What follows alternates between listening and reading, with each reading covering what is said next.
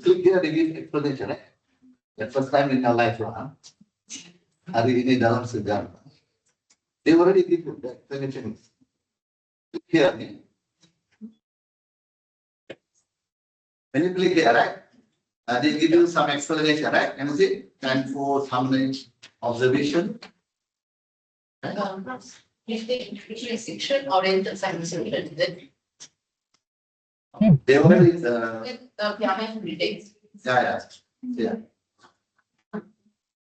Galileo, right? Is the area. So if you click here, they will tell you the number of fold. You click that, and you click the repetition. They will tell you how many times. For repetition, right?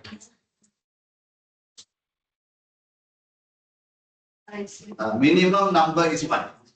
Minimum number is 1. Okay. So that's why we are running this number. Can you click the start calculation?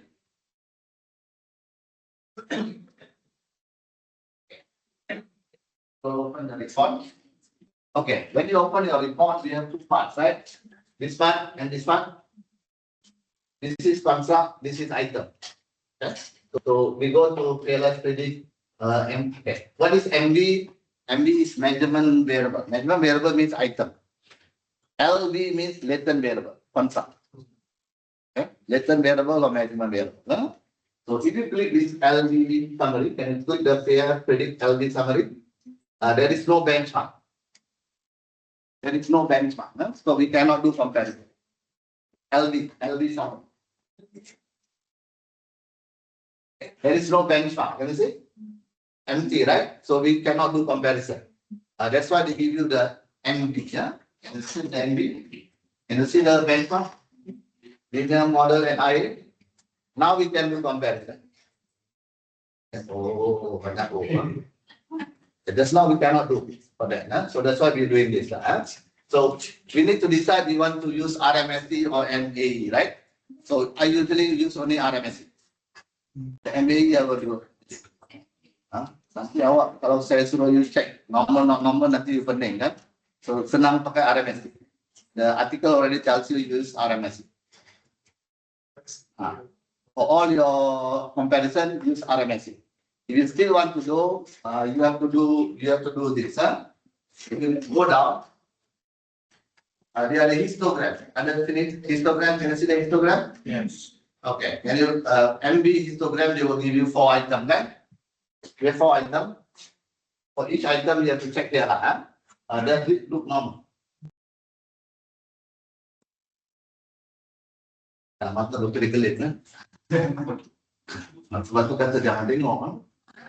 Jangan look at this and then look one by one, right? That is normal, not normal, right? Then your mata terlajak kan? So sebab tu dia kata guna RMSE only. Okay? So here we have 4 items. They also have the latent variable. Okay?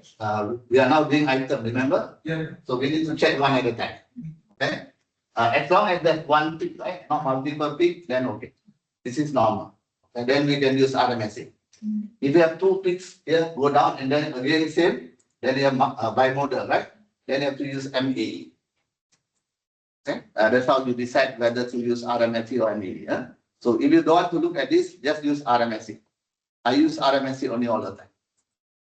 What about IA? Because initially you were saying that we should look at IA. No, that's why the same. That's another IA RMSE. Yeah, same. We will do this first. Okay. Can you go to parent predict summary? Okay. This is the table we want to do. Just click the copy. Okay. Copy the Excel. And in your Excel file here, we will create another tag called PLS predict. Huh?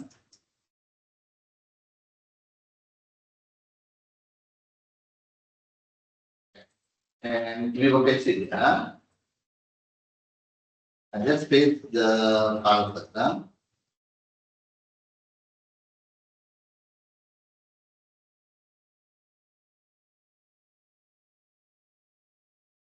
We already decided we don't want to look at the MAE, right? You delete all the column with MAE. This column and this column we don't need. We delete that. Column we delete And this column we delete, and this column we delete. Okay. Now we already have the table, right? So first we want to take this error, right? This is error from your model. You want to minus this. You want to take this, minus this. So the last two columns, right? Okay. First you write down the header. PLS minus LM. PLS minus IA. Which column need to be? MAE.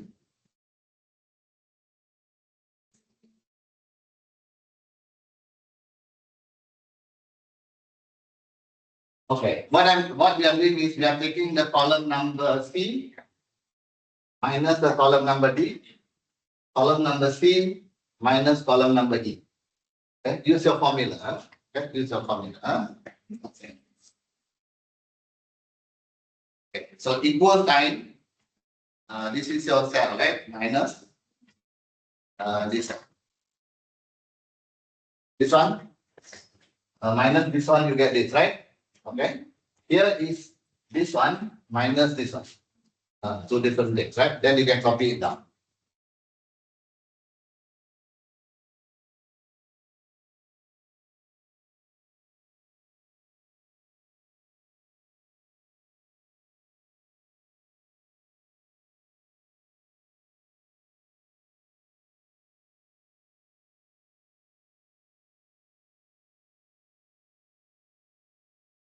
Okay, so that's how you calculate the differences.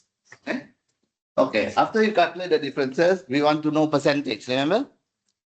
Okay, for LM is 75%, correct? 75%. This is more than 50%, majority, right? This is medium. Okay, this one is 100% strong. Okay, that's why they are now saying IA is more easier to pass. The LM is the more stricter criteria. Okay, a more stricter criteria. Okay, can you just go to the calculation here? Yeah, this one. C2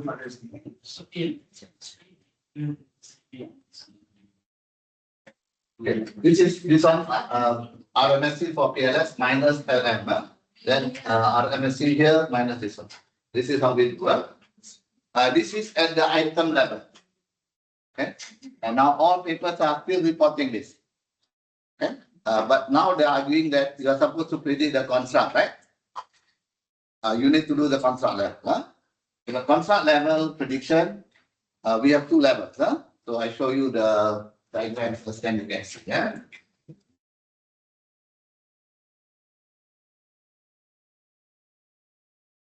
This is the new one. Okay. If your error from your PLS is smaller than IA, you have prediction of the construct. Okay, again, error from your PLS is smaller than IA. You have prediction. If your error from PLS is greater than LM, you still have prediction, but you don't have strong prediction. If your error is smaller than the IA, your error is also smaller than linear model, you have strong prediction. So whether you have prediction or strong prediction, these are the two criteria. Okay? If you fail both, right? If you fail both, you have no prediction. First is look at the IA, right? So they will compare the error from the PLF with the error from IA, construct level. Construct level, okay? If you pass, then your prediction, then you check the second one, linear model. If both of them, the errors are smaller, then you have strong predictive power. That is at the construct level. Okay? Can you look at the CD pad? We are looking at here, right? Here, let's predict. Yes, we are done with this. At the bottom, we have CD pad LD summary. Can you go to CD pad LD summary? Okay. When I click the CD pad LD summary, here they give you two. One is for the construct, and then we have overall, right? Okay, but here overall and the construct is the same because we have only one dependent variable. one dependent variable. If you have a mediator and a dependent variable, they will give you for mediator, they will give you for the dependent variable, and then both together. That's the overall. Okay. Here we have the same, right? Because we have only one dB. Okay. If you have two, they will tell you like this.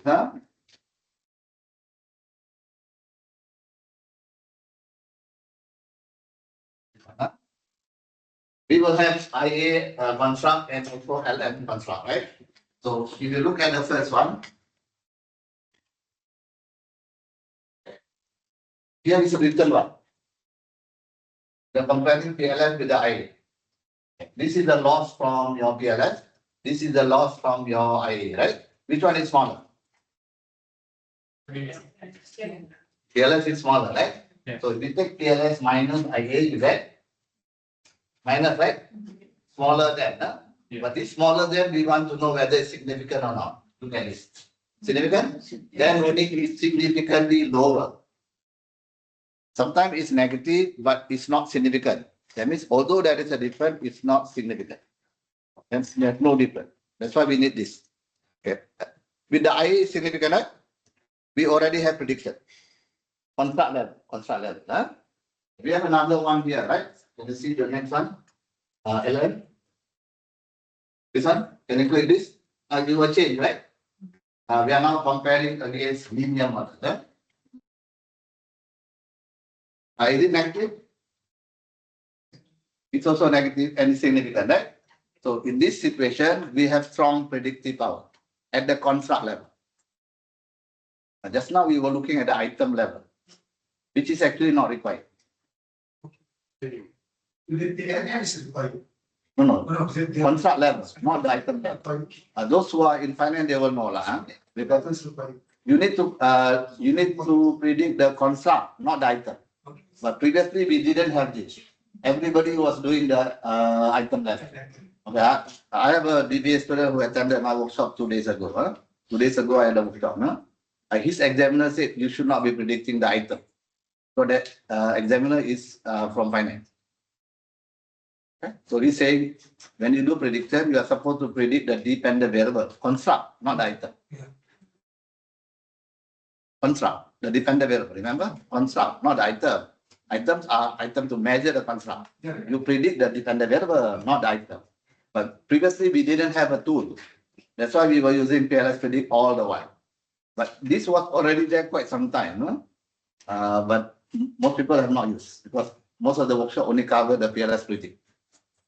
Okay. This is, I think, last November I did this. First time. So this is some change happening. Yeah? So instead of PLS predict, now you should be using CV10 for the prediction. Okay? So in this case, how you interpret the result is you are looking at the p-value. No. First we take the error minus it, right? This is the difference, right? This is negative, means the PLS has lower error compared to the linear model. But whether it's significantly different or not, we need the p-value. Sometimes it is negative, but it's not significant, right? That means no difference. There is a difference here. That's a difference, but it's not significant. The difference is not big enough. Okay? That's why we need the test, this test. Without this test, we don't know. Okay? We can have a situation for IA, it is significant. For LM, not significant. Okay? That means you are concluding there is prediction, but not very strong. There is still prediction. But if both of them are not significant, you don't have any prediction. Must pass at least IA. Must pass at least IA. Okay?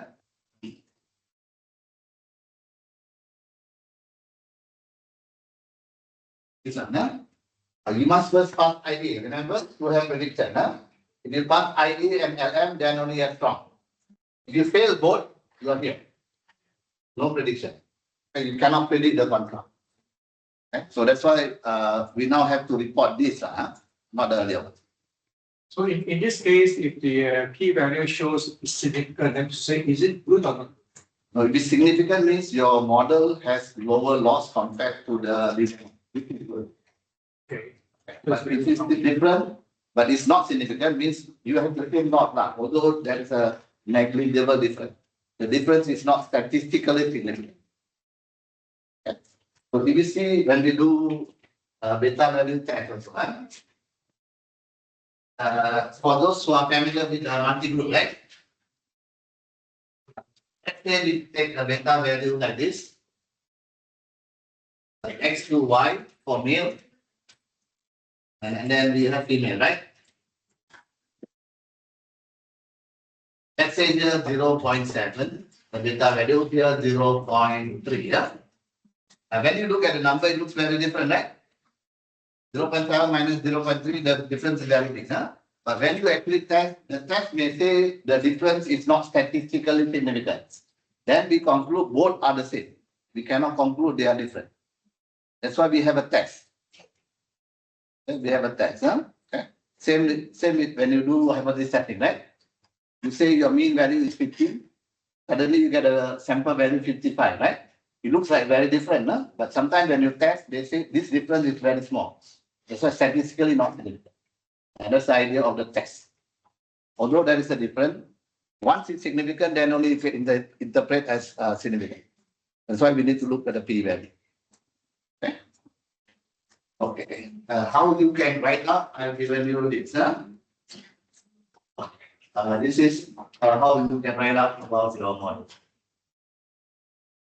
Again, sometimes this is significant. This is not significant. Okay. Your conclusion is you have predictive power, but not strong. Sorry? You have predictive power. If you pass IA, you have predictive power. But if you pass both, only strong. Okay. If you fail both, means no predictive power. Usually LM lah yang susah. Susah nak pass. Okay. LM is the more stricter criteria. Just now I told you, remember? With IA, we got 100%. With LM, you get 75% also. So if you pass LM, means very strong. Okay. So this is how we can report them. So that is the person we classified for the person. Yeah. Karma and all, right? And Rob, I didn't get his sequence now, so we basically this previously, so we start with the measurement model. no, I always give you the sequence. Sorry, but the significant here. Significant is under this, huh? I already given you 1, 2, 3, 4, 5.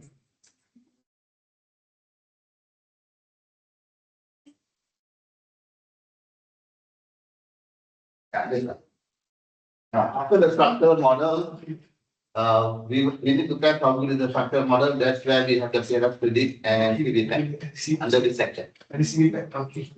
Under this section. Okay. So just now I showed you. We have step 1, step 2, step 3, step 4, right? Okay. After the PLS predict, now the new one is called CVPAD. It's still under the prediction structural model. The structural model. No? Okay. I'm not used CVPAD yet. Most of my paper stops at PLS predict. Yeah. Oh. Most of the papers also use only PLS predict currently. But that the recent paper which I was looking at.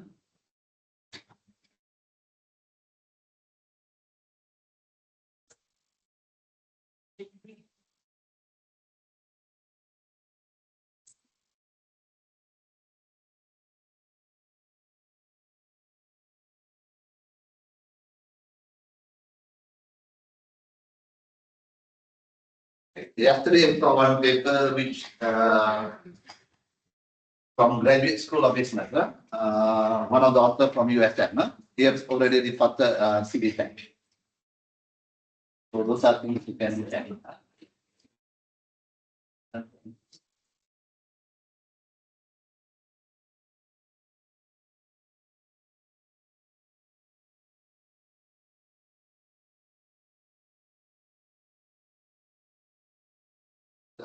That's it. Yeah.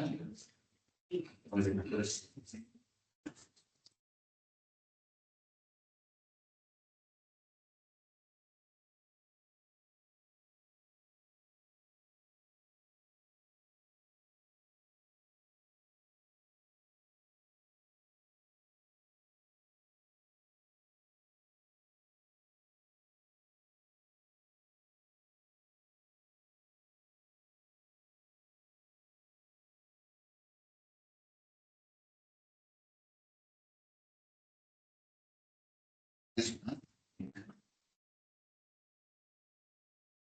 See, one of these paper is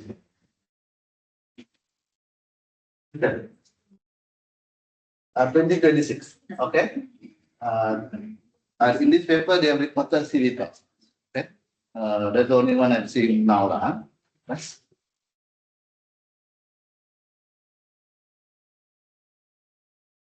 Okay, you see my Google Scholar has some colors, right? Okay. So you're interested in the color. These are called add-on. Add-on. No need. This one is free. Yeah. There's a software called excitation.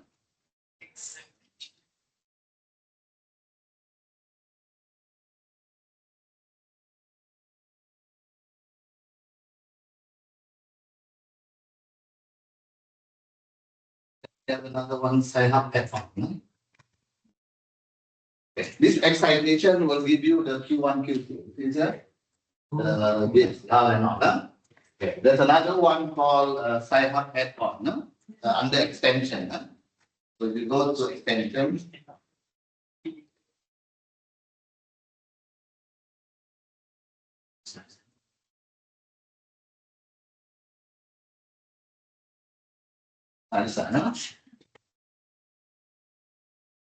this one is China one. Because my China student, they want top one, top two. China has a different ranking than Malaysia. SSCI Q1 in Malaysia may be considered level 3 in China. So they want the 1, not the 3. Yeah?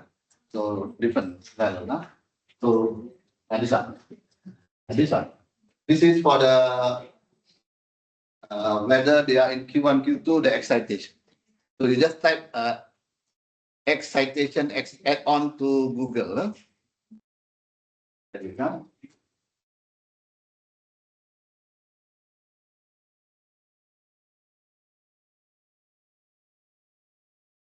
Okay. What you do is here.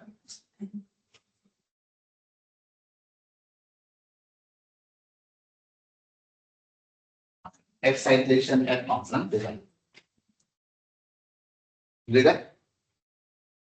And then you can add on to your Google Scholar. The next time you search, they will give you the Q1, Q2. Okay, give up. This one will give you Q1, Q2 automatically every time. Okay. The other one is the sci-hub add on.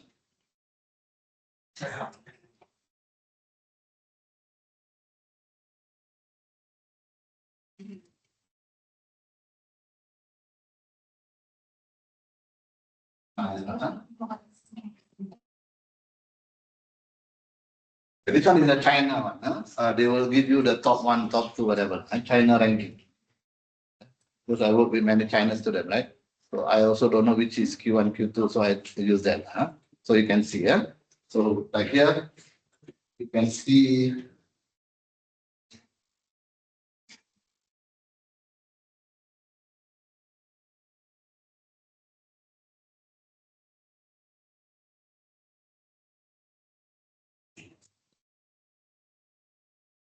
this one. You can see here. JCR is Q2. This is a paper I co-wrote with a PhD student from China. But in China, it's ranked number 3. And it's level 3, not Q2, Q3. They have a different, more stricter criteria. Like this one is Q1, right? But it's still ranked Q3 in China. You're not using a GJR. No, Malaysia use JCR lah. But China don't use JCR. They have their own set ranking. So in JCR, this journal is Q1. But in China, if you publish in China, they consider level 3. Not very good. To get promoted, you want level 1, level 2. So automatically the color will feel like that. This is With the head on. And then they also tell you ESTI, right? ESTI not counted in Malaysia. You can say whatever you want.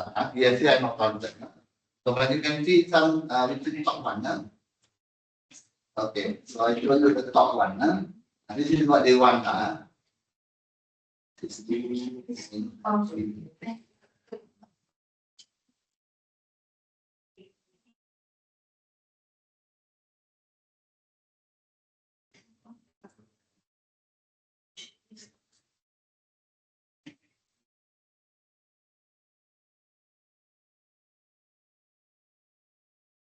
Okay.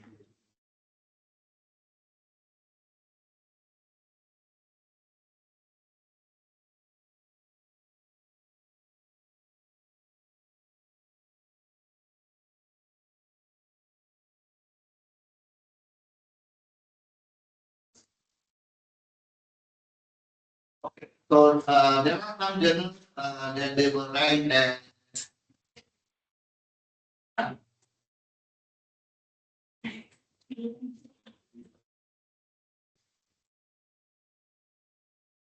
Okay. For China, they are looking like this. Huh?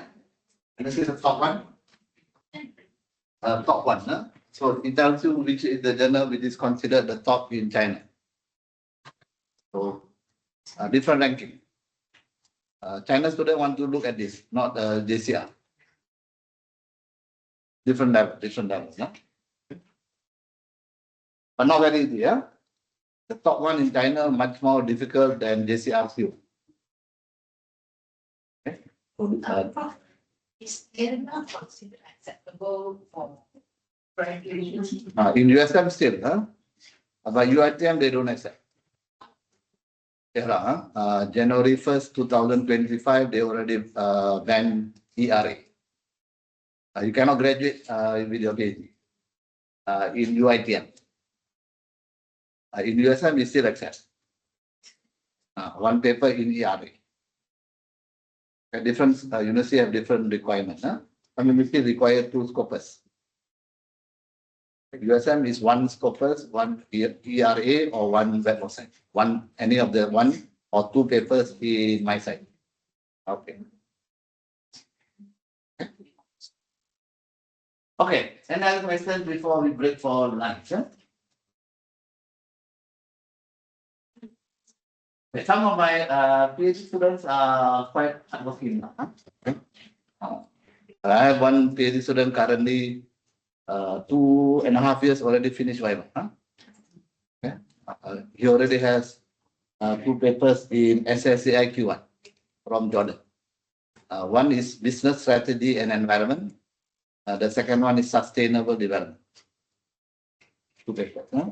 Okay. So there are some students who have the ambition, but you can push your students, those who are a bit smarter, right? You can push them to a better journal. Huh? But rejection also very high. Yeah? Some of my students 5 times rejected already. Yeah? So they are already moving from top to down. Huh? And you go the bottommost before you get the paper published, right? Especially systematic literature review paper, very difficult to get published.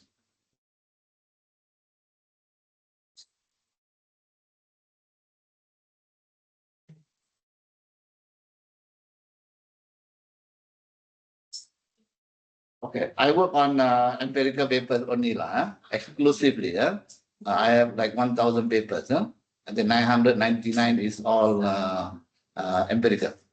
Okay? 1 or 2 SLR because of my students. SLR will take a long time to write because you need to read the paper and summarize. Okay? And many journals now already said we don't want to look at SLR papers anymore. Too many. Yeah? But how we do is for graduation requirement, we look for the easiest journal. Okay? Easiest journal. This is the journal which is easy. 300 pages. Yeah? Okay? Cannot journal, right? Okay? So all my China students, they say for graduation requirement, we submit to this journal. ERA, yeah? 1 paper already okay. Then they start working on the paper for other journals. Because the SSCI journal take a long time. So sometimes you go to Viva, you don't have a paper, right? In USM, they give you 1 year after the Viva to submit the paper published before you can go convo. If not, cannot go convo. Conceptual paper, many journals don't accept. Conceptual paper, okay? You have your research model. Huh? No, very difficult. Good journal don't accept. No? They will tell you come back with the data. I had the Egyptian student, 2 of them, both conceptual paper 5, 6 times rejected. Then they add the data, they got published. But the empirical community, if we go past what we call the ethical, Oh, yeah. that's why we are afraid that the USM no ethical clearance. ethical clearance Doesn't come there, yeah? You must. But no, actually, very good, no? Let me explain, no? Okay, there are many journals now requiring ethical clearance. So some of my students are stuck. So when they submit, they ask for an ethical code. We don't have. So now they are messaging me, unhappy with me. I said, I cannot do anything, right? For university don't require. So you collect data already, right? Now in journal, they require ethical code. Remember? You don't have the code, they don't even send to review. So it is better for you to do ethical clearance. Okay. Australian university is better, I think, because they do it in faculty. Not at the university level. In USM, it's university level. It goes to Kubang Krian. Okay. And then these doctors in Kubang Krian are crazy people. They ask us this question. Your research question number 1, how do you calculate sample size? Research question number 2, how do you calculate sample size? We had a faculty member who walked out of the hearing. Say, I don't care what you say, I'm going out. This person already has a grant, FRGS grant. But since it's FRGS grant, all the faculty members need ethical clearance. So he applied for ethical clearance. These doctors are asking him. Research question number 1, how do you calculate sample size? Research question number 2, how you calculate sample size? Hey, our study one sample size for everything.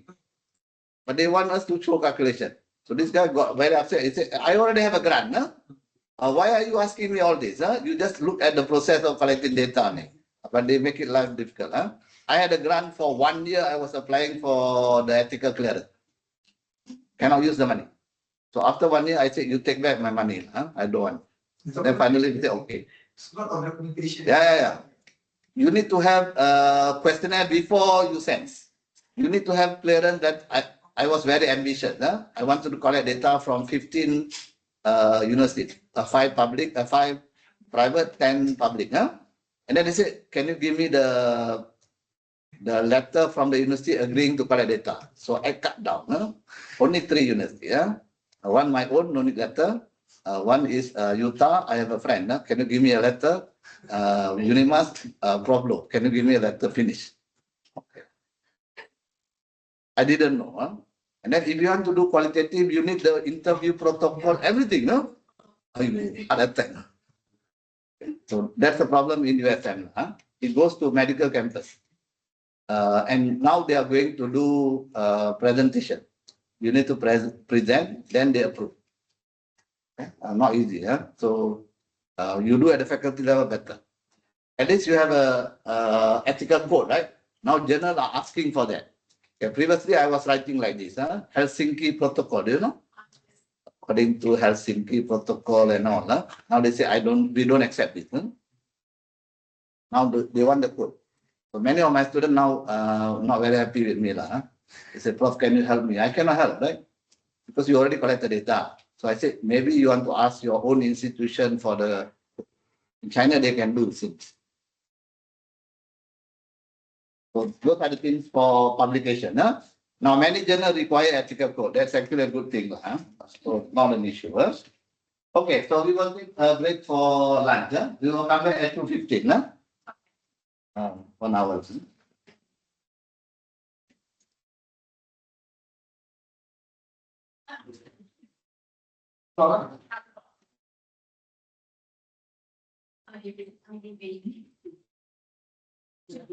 Yes.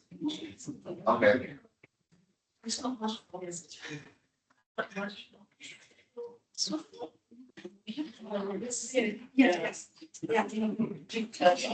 Yes. Sorry. It's all sectors of law. Outside. Yeah.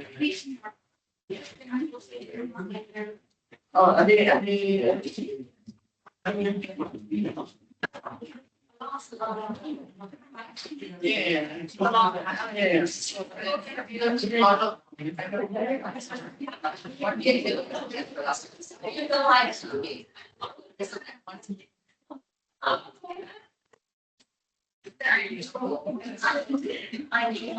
You're still very. Can you add some color, huh? You're very. Yeah.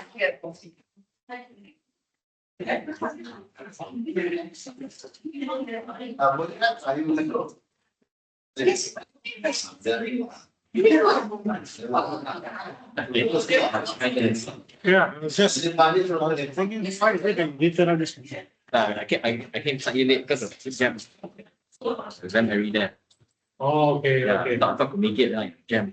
Oh, I thought you were having a meeting. 3 PM I got. 3 p.m.